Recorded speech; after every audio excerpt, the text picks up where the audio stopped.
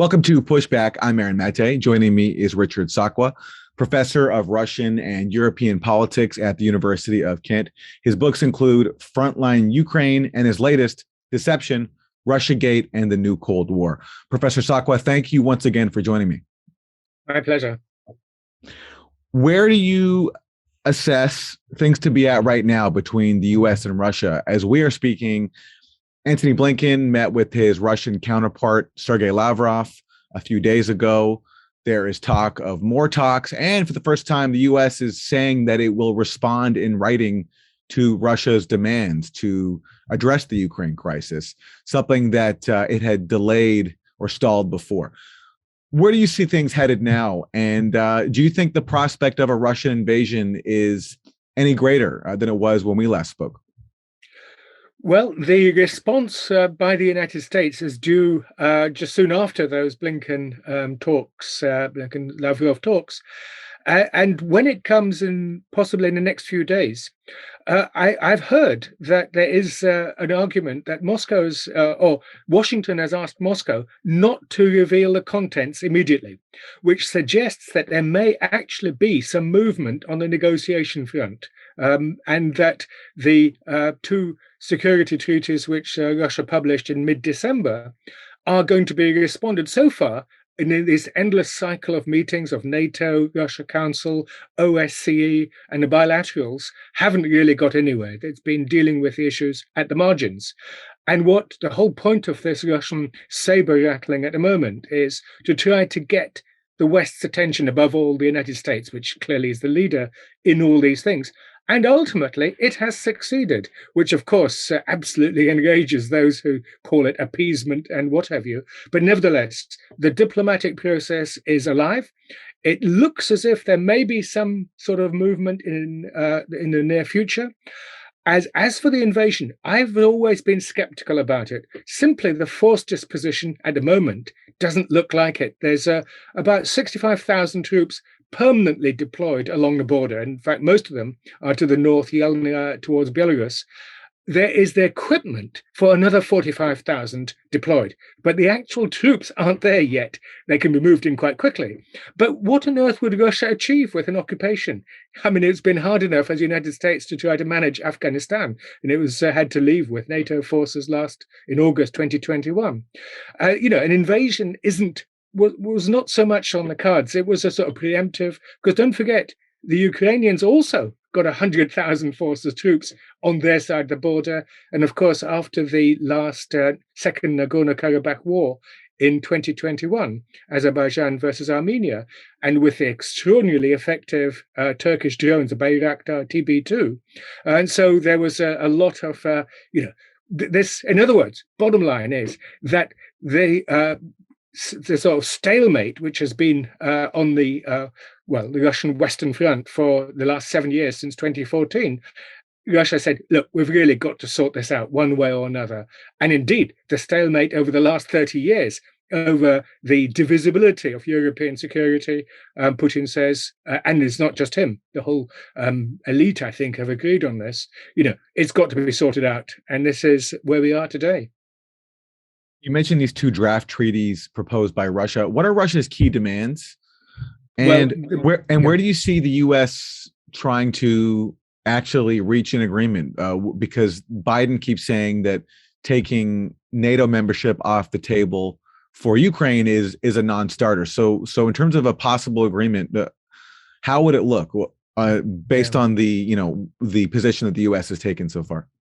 Yeah, well, that's my point. In all the negotiations over the last few weeks, the United States has offered almost nothing. Okay, no deployment of intermediate nuclear forces, and so it's useful stuff. But as for Ukraine's membership of NATO, we all know it's not on the cards for at least 2 decades.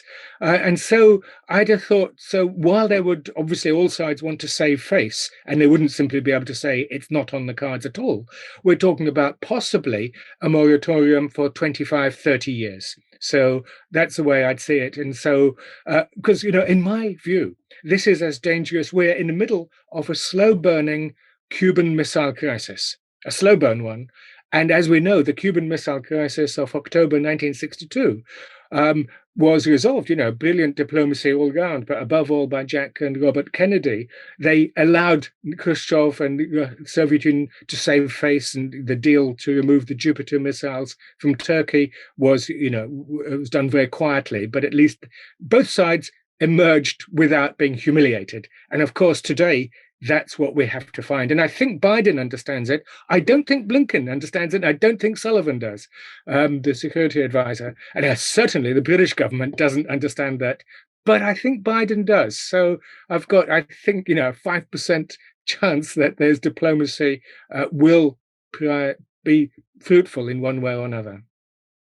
Total tangential point, but my understanding of the Cuban Missile Crisis is that it was the Russians who let the Kennedys save face. Indeed, I think that ultimately the bottom line was that both saved face. Yes, they did. But you're absolutely right, because the Jupiter business was kept secret and it came out later. But the United States publicly, announced that they wouldn't be invading Cuba, so that was something as well. Let me ask you about Germany's role in all of this. It's becoming increasingly obvious that Germany is not on board with the U.S. There was just a report that Germany has blocked the delivery of weapons to Ukraine via Estonia, a NATO member. And then you had this amazing incident with the German Navy chief, Vice Admiral Schonbach, resigning after he said that basically Russia deserves respect. And as I understood his remarks, he was basically saying that a refusal to give Russia respect, give Russia and Putin respect, is what is at the cause of this current impasse over Ukraine. Is Russia really interested to have a small, tiny strip of Ukraine soil integrated in their country? No, this is nonsense. I think Putin is probably putting pressure on it because he can do it. And he knows that if he splits the European Union. But what he really wants is respect. He wants, on eye level, he wants respect. And my God, giving someone respect is low cost, even no cost. So if I was asked, it is easy to even give him the respect he really demands and probably also deserves. Russia is an old country. Russia is an important country. Even we, India, Germany, we need Russia. Because we need Russia against China. Okay, the Crimea Peninsula is gone. They'll never come back. This is it. This is a fact. And we have to learn that political issues are factual questions and not emotions. Yeah, and so it's absolutely bizarre, but one can say that I suppose we could say there has been, to some degree, some sort of informational blockade. This guy was actually saying sensible things. He said two things, respect, absolutely right. But the second one is that Crimea is Russian, and it doesn't look as if it's going to be going back to Ukraine anytime soon. So two sensible statements. And of course, initially, he apologized and said these were just personal comments. So he was trying to save his job. But in the end, he had to go. He was forced to go. So German position is clearly, as you say, it's contradictory, because on the one side, it's warning against escalating, yet this admiral who in the past, this is what's so frightening, which is why if we're going to talk about a new Cold War, I now call it a second Cold War, that is actually more dangerous than the first because of this lack of respect. Even though Washington and Moscow didn't like each other in the Soviet times, at least they dealt with each other in a sort of diplomatic and courteous manner. But the level of abuse and distrust in this occasion is far worse. And indeed, the obsession with bloc discipline, that no one can stand out. Even Macron, when he's been saying recently to the European Parliament, that Europe needs its strategic autonomy, doesn't always have to follow the US lead. But Macron says these things. He's got an election coming up, and he doesn't usually follow up. And of course, he hasn't done this time either. And Germany's position here, why have they been so hesitant to go along with the U.S. line? One passage I want to read to you is from the New York Times. It's from an article called "Biden Strengthens Words on Ukraine After Flustering European Partners." That was, of course, when Biden made that slip where he talked about Putin having to do something, having to invade, and he talked about the U.S. might not responding forcefully to a minor incursion if that's what Russia did. But the New York Times points this out. which is that some countries are more wary than others, and all know that such measures, punitive measures towards Russia, will hurt the European economy far more than the American one. That is especially true given high energy prices and that Europe still gets 40% of its natural gas and 25% of its oil from Russia. And the base of this is Germany, which just reached this agreement with Russia for the Nord Stream 2 gas pipeline, and construction is basically completed, but certification of that has been stalled. And what I'm wondering is if you can talk about, Germany's concerns here when it comes to energy, what it would mean if the U.S. went ahead with these sanctions it's been trying to oppose on Nord Stream 2 and trying to get Russia to basically not deliver energy to the rest of Europe, and whether this Nord Stream 2 gas pipeline is really driving this Ukraine crisis to begin with, because you have people in Ukraine and in Washington who aren't happy at the increased integration of Russia and the rest of Europe that would come via the Nord Stream 2 gas pipeline. Yeah, the energy issue is important, but just to put it into context, Nord Stream 2 was completed last August. And as you say, certification has been kicked into the long grass and it won't be earlier than the middle of next year. It cost about $10 billion to build. But at the moment, gas prices, energy prices in the European Union have gone, and in the United Kingdom, I keep thinking we're still members, has gone completely, has quadrupled. We're not talking about just a few percentage points, and it's absolutely disaster. There's a number of factors playing into it. Nord Stream 2 is just one element of it. But as you say, the United States has been opposed to this. It was opposed to Soviet European energy links all the way back to the 1960s. One would have thought that after the end of the Cold War, the United States would sort of back off a bit. No such thing. And this is one of the factors feeding into it, not so much Nord Stream 2, is the US consistent opposition to European states buying energy from Russia. You may say, what business is it of the United States? Shouldn't we be managing our own energy affairs? But no, and as for the blackmail and all, energy as a weapon, suddenly Ukraine and Poland are bitterly opposed to this first Nord Stream and now the second Nord Stream 2. But I don't think this is a driver of what's going on at the moment. As I say, Russia would like it to be opened, this Nord Stream 2, but its costs. The fact that it's getting an absolute windfall. It's got $600 billion equivalent in reserves at the moment. Its national welfare fund is coming up to $200 billion. I mean, it's absolutely the high energy prices. It doesn't need it. It's doing exceptionally well financially out of this. But obviously, Ukraine is obsessed by it. Germany has always said that it's a purely commercial enterprise, and they're right, of course. And the fact the United States wants to make it into a geopolitical weapon is, it's a reflection of we can criticize US foreign policy until we're blue in our face, but it's yet another indication of hubris, of trying to achieve goals which are unachievable and to intervene in matters which are not really its concern. And it's also humiliating for the European Union. After all, the whole point of the European Union is that Europe should be able to organize, to manage its own affairs. And this is just a symbol of the absence of our strategic autonomy.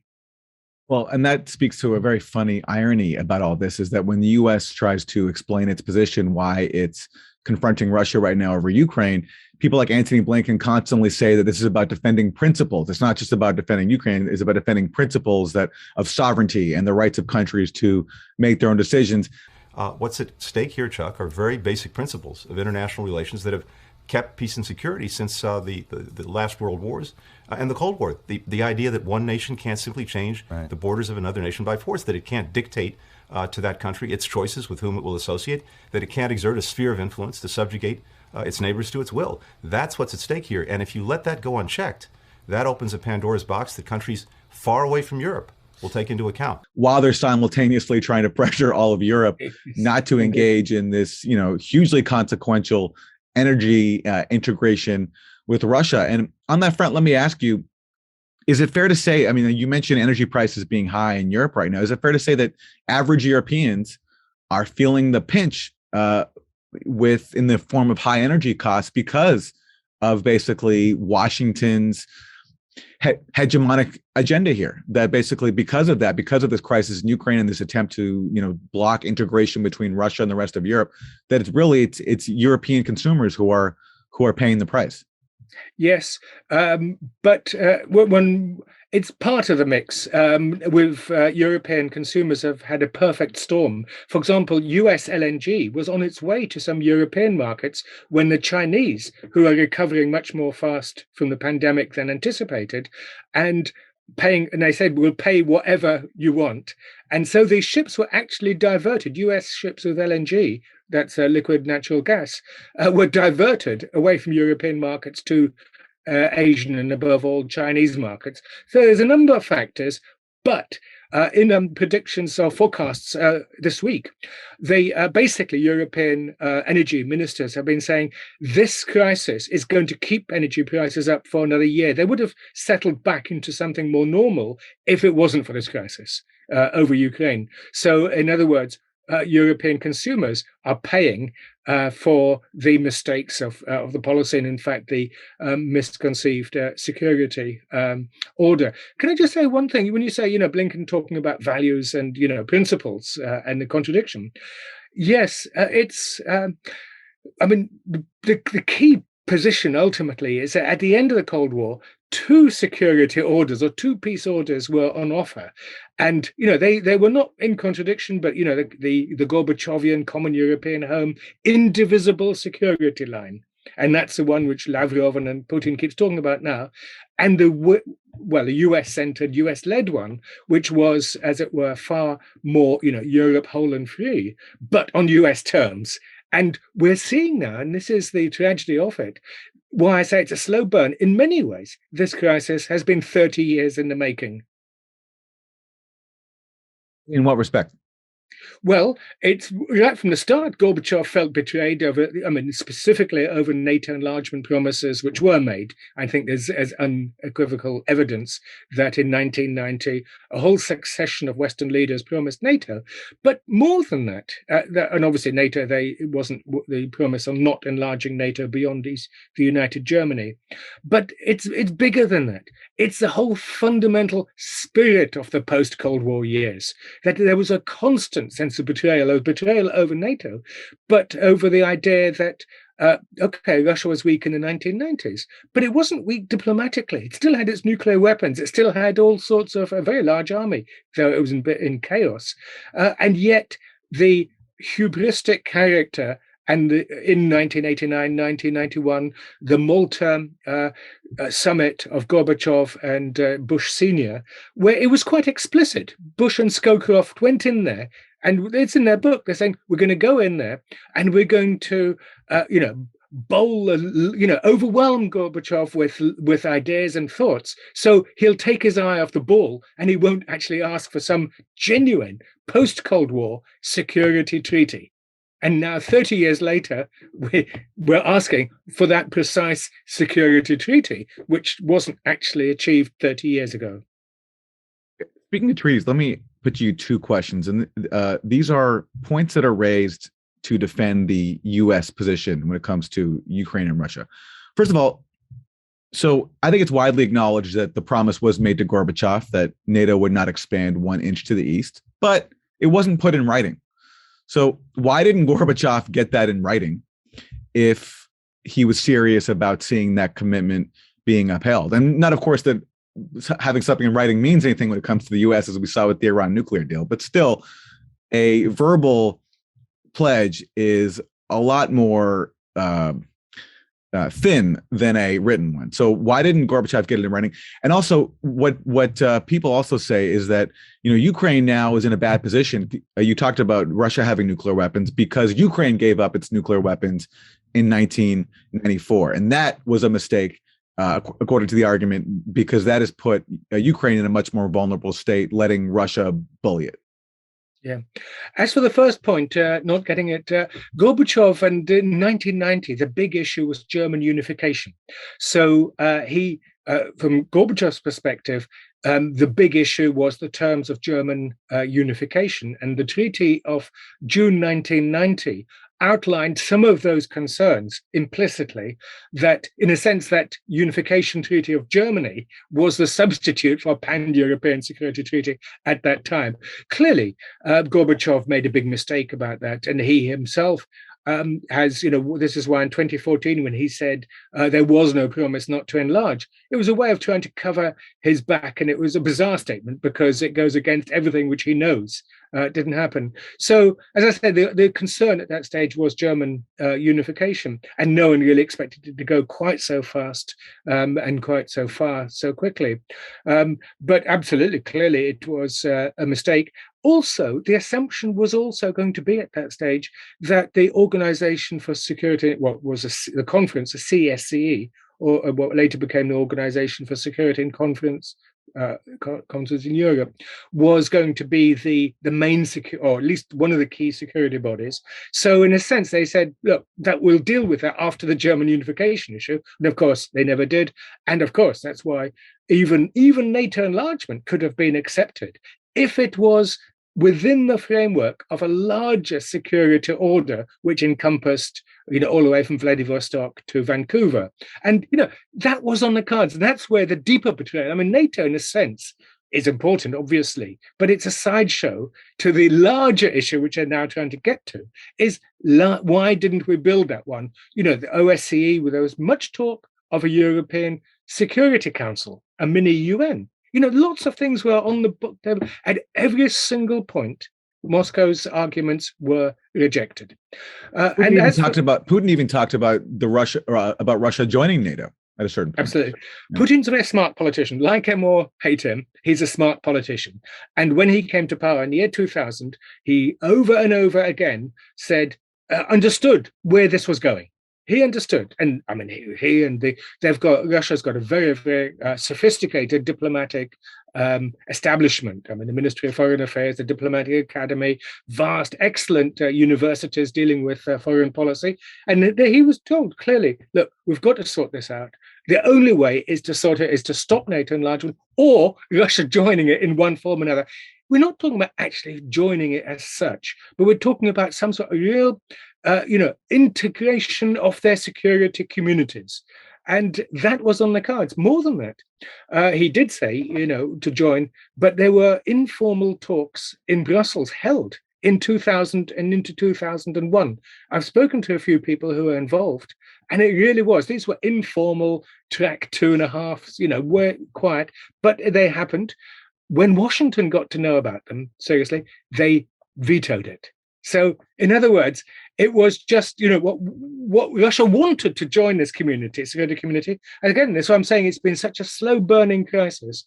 And your question about Ukraine? Well, the other question is, people who take the pro-Ukrainian government U.S. position on Ukraine say that it was the reason Ukraine is in this position right now is because it gave up its nuclear weapons, thereby giving up its main deterrent and putting itself in a weak position where now Russia can boss it around. Yeah, I think that was always a false argument. Don't forget, Ukraine signed up in May 1992, together with Belarus and Kazakhstan, that it would, Ukraine never had nuclear weapons. The Soviet Union had nuclear weapons, some of which were deployed on Ukrainian territory. All the control and command was in Moscow. So it's absolutely clear that they didn't. Okay, a lot of these missiles were made, Yuzhmash and so on, in Ukraine, and they're smart enough perhaps to get the control mechanisms. But they signed it in May 1992, sensibly, to join the Non-Proliferation Treaty. And then they reneged from it. When it went to Parliament, the politicians, the nationalists really got upset. The idea today of Ukraine with nuclear weapons frightens me more than anything else. Really, it was imagine where we would be today if that was the case. So I think that, big power diplomacy sometimes really should take predominance over this. That doesn't mean to say that Ukrainian state interests should be ignored, obviously not. But when it comes to something serious like nuclear weapons, no, so I don't, and in the Budapest, it wasn't, the Budapest Agreement of 1994 with the guarantee of security, it was not a treaty, it was just an understanding. again, a sop to Ukrainian nationalists. And also at that point, the prospect of NATO expanding to Russia's borders was not a reality, at least the reality that it's become since. No, it was in 1994 that the fundamental decision was taken that Partnership for Peace would just be a staging post towards NATO enlargement. So there was a long way to go, and it was the NATO's appetite, as Napoleon said, grows with the eating. And of course its appetite now seems to be almost unlimited. What states will not join NATO? But as I say, NATO in and of itself is not the issue in some ways, because NATO performs some useful functions. For example, it prevents Turkey and Greece going to war. It stops small states beating each other up as they did in the interwar years. So NATO, I can see some of the arguments there, but it has to be part of the indivisible security argument, and it was achievable. It was doable. And Gorbachev would said it, Yeltsin said it, and Putin says it. And I'm sure that the people after Putin will be saying exactly the same thing. But Putin is saying now, okay, under my watch, he's not going to go on forever. And that's one of the reasons for the timing now. In 2018, a decision was clearly taken that that Russia's rebuilt its military forces. It's got its hypersonic weapons. It's basically financially secure, though, of course, low economic growth and domestic issues, but leave those to one side. We were going to deal with it.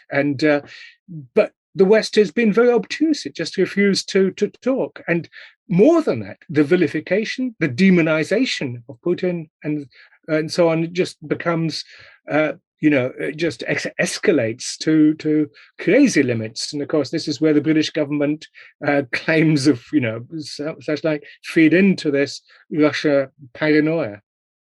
NATO was also used to destroy Libya. And at the time, the US got Russia to basically not block UN Security Council resolution for military force in Libya, which was then used by the US to go much further than the mission that they claimed to have, which was just to prevent the killing of civilians in Benghazi. That was used as a pretext to basically launch regime change. How much does that experience factor into Putin's thinking now when it comes to NATO? Yes, I mean, for him, that was a huge shock. I mean, the shocks were many. The NATO bombing. So talking about NATO as a purely defensive body, it was bombing of Serbia. I was in Belgrade a couple of years back, and with the post office tower, the communications tower, and the first bombing run failed to knock it over. So they came back again and killed the night watchman and the thing, and knocked it down. So talk about peaceful collective defense. And of course, the invasion of Iraq in 2003 was a shock to the system. But Libya was really the big one and it was a turning point when he said, finally, at that moment, he actually said it. People tell me, he said, look, you can't deal with these people. It was Medvedev who abstained in the UN resolution 1973, 1973. And of course, it went on to the most brutal, savage destruction and killing of Muammar Gaddafi. The worst thing, even of all of that, of course, is that Italy signed an economic development agreement with Libya in 2008.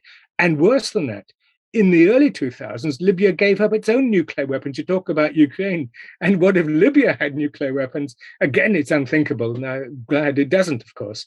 But but it may well be, it may have survived as a regime, and it wouldn't be in this catastrophic civil war and the weapons spreading across North Africa and so on. So, that was a turning point for Putin very much. And he came back to power in 2012, resolved for a whole new cycle. And then when he came back again in 2018, that's when he said, look, from defensive and so on, as they were in Ukraine in 2014, we need to, really sort this out. So as I say, it's been a 30-year crisis. When you say that Russia was defensive when it comes to the crisis in Ukraine in 2014, can you explain that briefly? Because the conventional narrative we get here in the US is that in 2014, the reason there's a crisis then and an ongoing crisis now is that pro-democracy protesters ousted a corrupt pro-Russia leader, Yanukovych. Russia responded by annexing Crimea and launching the separatist war in the Donbass. What's your brief corrective to that? Yeah, I mean, there's elements of truth in that, but clearly it's a fundamental mistake, because Putin has always been in defense of the sovereignty of his neighbors. And it's a controversial statement, but it's the case.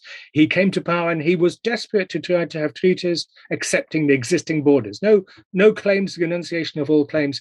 And of course, as you say, in February 2014, what Moscow sees as this putsch, this coup against a legal government. And so Crimea, I mean, it wasn't as if Putin was just sitting at the Sochi Winter Olympics. Again, it seems to be every time there's an Olympics, a war starts. It did with the Beijing Olympics in 2008 as well, by the way. So it's, ready to pounce. Absolutely not.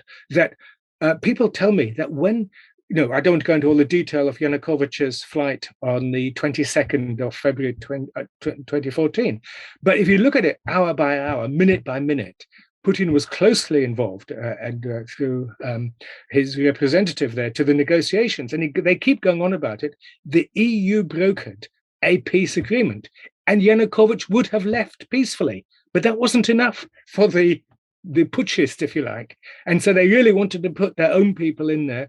And so, Putin, people tell me, when he heard the news that Yanukovych went initially to Kharkov, and then he went to Crimea, and only then to Russia. And of course, his forces had melted away as part of the deal. But Putin, people tell me that they'd never seen him so angry. Putin really he's very sort of self-controlled sort of guy. And on this occasion, he completely lost it. I mean, he really lost it. He said, who are these people? How can they do it? How can they behave like this? And, and we know what happened after that. They consider it purely defensive move, as I've argued before, initially over Sevastopol, the naval base. And then, of course, it wasn't going to be viable. So they took all of Crimea. And Putin was very reluctant, of course, to get involved in the Donbass. He opposed the referendum of the 11th of May, 2014. And even to this day, he's been trying to, he's been supporting the Minsk Accords, according to which Donbass returns to Ukrainian sovereignty, which, of course, many in the Donbass really don't like either. Yeah, let me read you from a new article that was in Foreign Policy magazine by two analysts with RAND, which is a Pentagon-tied think tank. And they point this out, and it might surprise some people, at least who have consumed Western media. They write this: Ukraine has mainly not been fighting Russia's armed forces in the Donbass. Yes, Russia has armed, trained, and led the separatist forces. But even by Kiev's own estimates, the vast majority of rebel forces consist of locals, not soldiers of the regular Russian military. Indeed, the Russian armed forces engaged directly in the fighting only twice, in August, September 2014, and January, February 2015, and with limited capabilities, although both episodes ended in crushing Ukrainian defeats. And they go on to say, because they're arguing against this attempt by people in Washington, advocating for increased arming of Ukraine. We just saw a major shipment of U.S. weapons to Ukraine. They're saying that even strategically, that's folly. And they say this: in short, the military balance between Russia and Ukraine is so lopsided in Moscow's favor that any assistance Washington might provide in coming weeks would be largely irrelevant in determining the outcome of a conflict should it begin.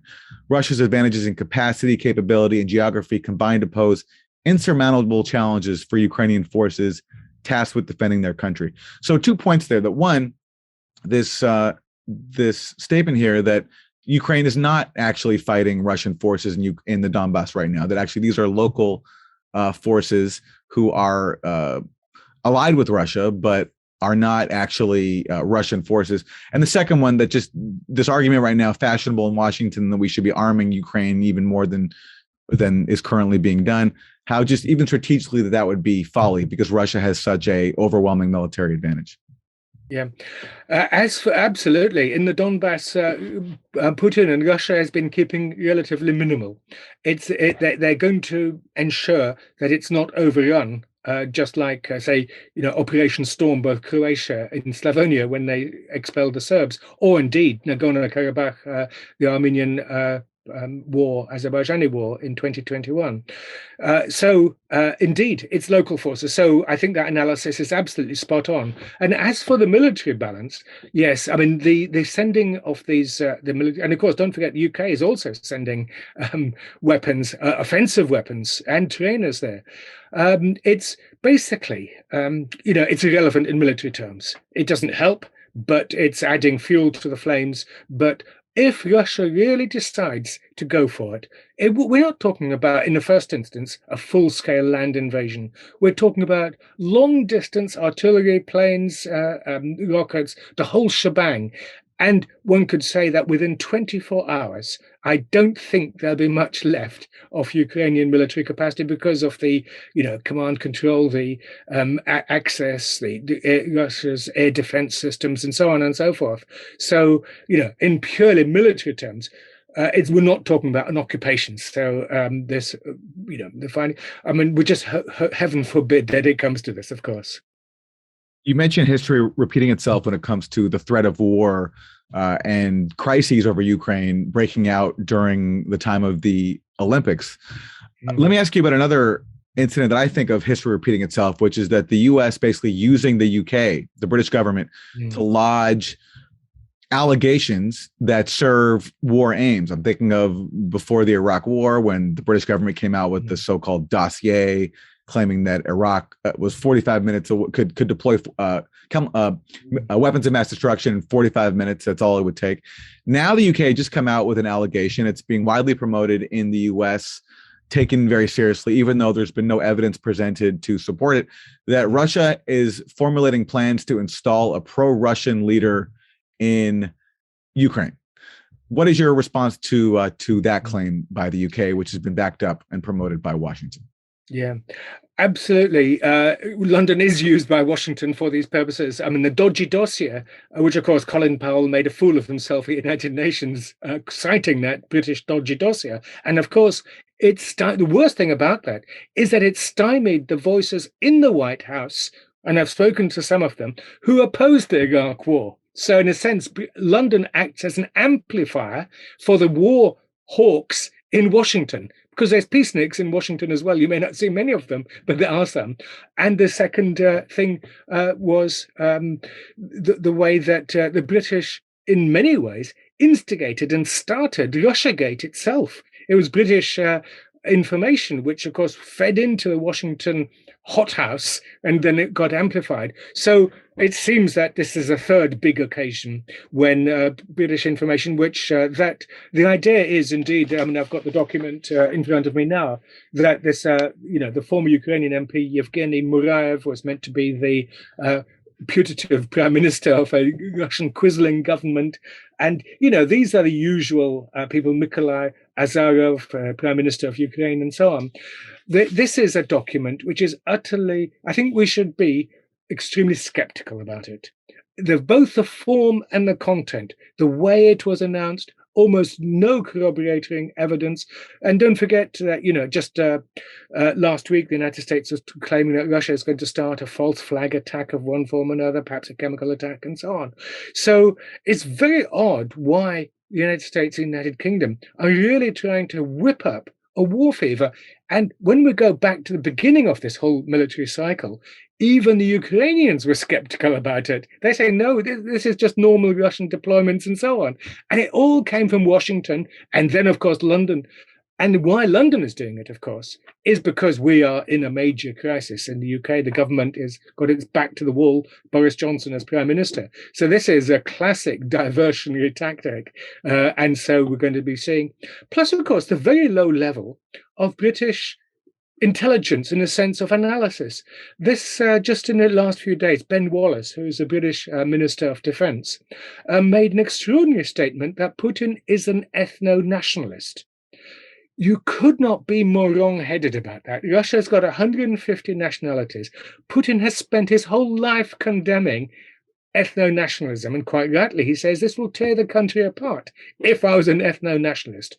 And the fact that our Minister of Defence could make a statement which is so obtuse and misleading and false, and with that sort of background, then it's not surprising they're making mistakes. When on the point about history repeating itself, when I saw the allegation come out from the UK that Russia is plotting to install a pro-Russian leader in Ukraine, I thought, well, it looks like they're just taking what the US actually did in Ukraine back in Yeah. 2014 and just rebooting it and changing the name to Russia, because there's that now infamous phone call that was intercepted, probably by Russia, I assume, Victoria Nuland, who was a top State Department official under Obama, and now back in a similar position under Biden, speaking to the U.S. ambassador to Ukraine, Jeffrey Priyat. Right. And they're plotting to install a pro-U.S. leader in Ukraine, and they even select who he will be. They say Yats is the guy. I think Yats is the guy who's got the economic experience, the governing experience. He's the guy, what he needs is Klitsch and Tony Book on the outside. He needs to be talking to them 4 times a week, I just think Klitsch going in, he's going to be at that level working for Yatsenyuk. It's just not going to work. Yeah, no, I think that's right. Okay. He was the leader, basically, of Ukraine's largest opposition bloc, and lo and behold, a few weeks later, he was installed as the prime minister. And the guy who supposedly Russia is plotting to install, this is according to information that I've been sent, that his last name is Moriev, and that he's actually been sanctioned by Russia since 2018. And of course, he's not even in Ukraine right now at all, as far as I know. So the idea that Russia wants to install a guy who they've personally been sanctioning, it strains credulity. And it sounds like what the UK did was basically copied their own playbook and what the US actually did to Ukraine in 2014. Yeah, and when Murayev heard about it last night, he actually he hadn't been told that he was part of this plot, so it makes it even more bizarre.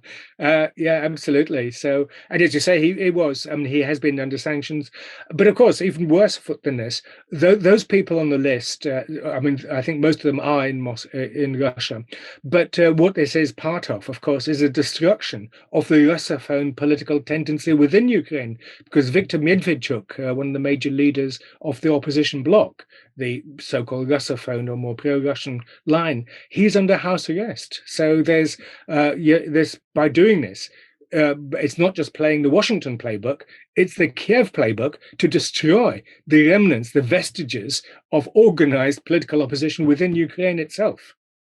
And to further that, they've also shut down opposition media, right, in Ukraine? Oh, yeah.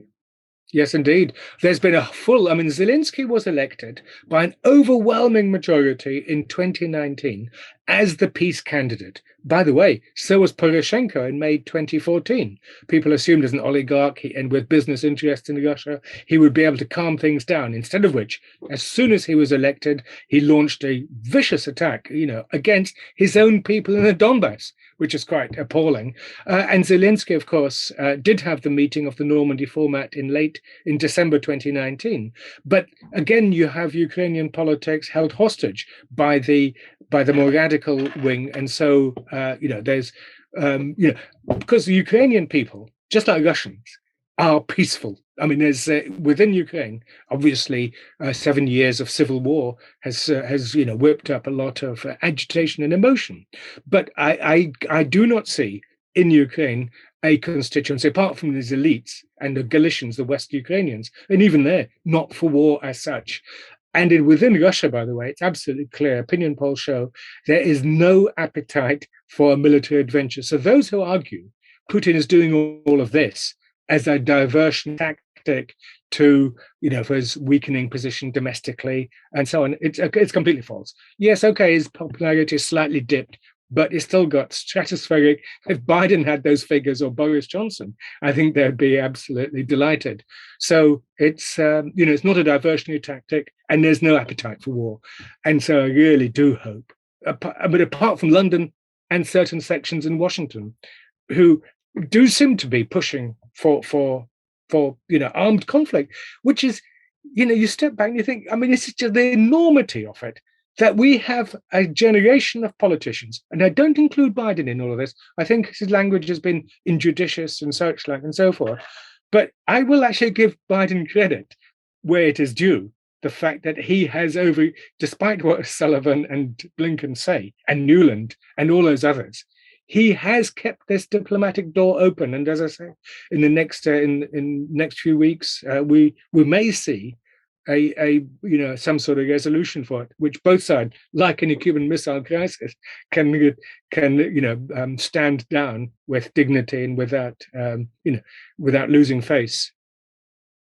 Richard Sakwa, professor at the University of Kent. His books include Frontline Ukraine and Deception, Russiagate, and the New Cold War.